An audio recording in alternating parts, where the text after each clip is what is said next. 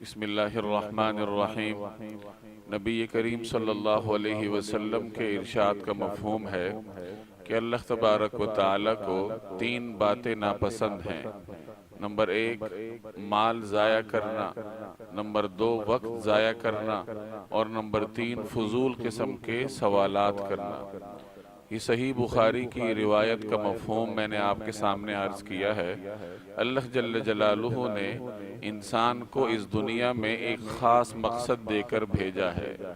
انسان کو اللہ تعالیٰ نے فضول نہیں پیدا کیا، بلکہ یہ بڑی قیمتی مخلوق ہے اور ایک خاص مقصد کے تحت اس کو دنیا میں بھیجا گیا، اور اس مقصد کے بارے میں آخرت میں باز پرس ہوگی کہ دنیا میں تم کیا کر کے آئے ہو۔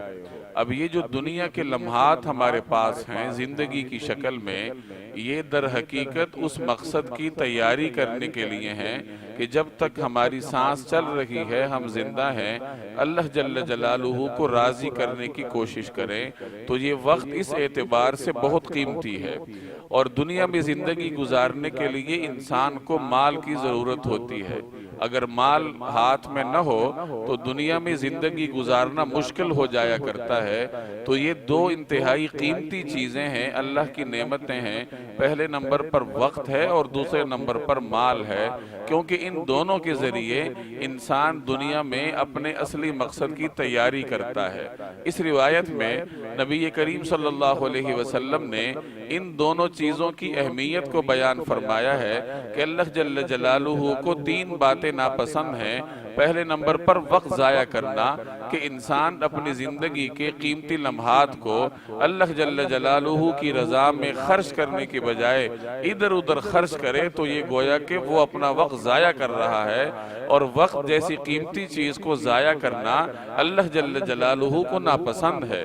دوسرے نمبر پر مال ضائع کرنا، کہ یہ مال اللہ کی بہت بڑی نعمت ہے، اور اس نعمت کا تقاضا یہ ہے کہ اس کو وہاں خرچ کیا جائے جہاں خرچ کرنے سے اللہ جل جلالہ راضی ہوتا ہو۔ اگر اسے فضول ضائع کیا جائے تو قرآن کریم نے ایسے لوگوں کو شیطان کے بھائی کہا ہے، ان المبذرین کانوا اخوان الشیاطین، کہ فضول خرچی کرنے والے ایسے ہی ہیں جیسے شیطان کے بھائی۔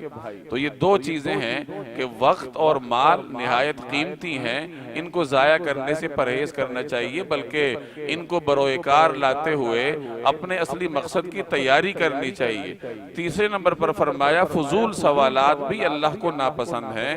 آج کل دینی حوالے سے اول تو لوگ پوچھتے نہیں ہیں، کسی کو دلچسپی نہیں ہے، اور اگر کوئی پوچھتا بھی ہے تو وہ دوسرے کے بارے میں پوچھتا ہے کہ فلاں نے ایسا کیا تھا، فلاں کا یہ عقیدہ ہے، فلاں نے اس طرح نماز پڑھی تو اس کا کیا حکم ہے۔ تو یاد رکھیے، سوال ہمیشہ اپنے بارے میں کرنا چاہیے۔ میں اپنے آپ کو دیکھوں کہ میرے اندر کون سی خامیاں ہیں، اور میں ان خامیوں کو دور کرنے کے لیے کسی عالم سے، کسی مفتی سے سوال کروں۔ تو سوال ہمیشہ اپنے بارے میں ہوتا ہے، دوسرے کے بارے میں پوچھتے پھرنا یا مفروضات پر مبنی سوالات کرنا، یہ لایانی چیزوں کے فہرست میں آتے ہیں، تو ان سے ہمیشہ پرہیز کرنا چاہیے۔ اللہ تبارک و تعالی مجھے اور آپ کو عمل کرنے کی توفیق عطا فرمائے۔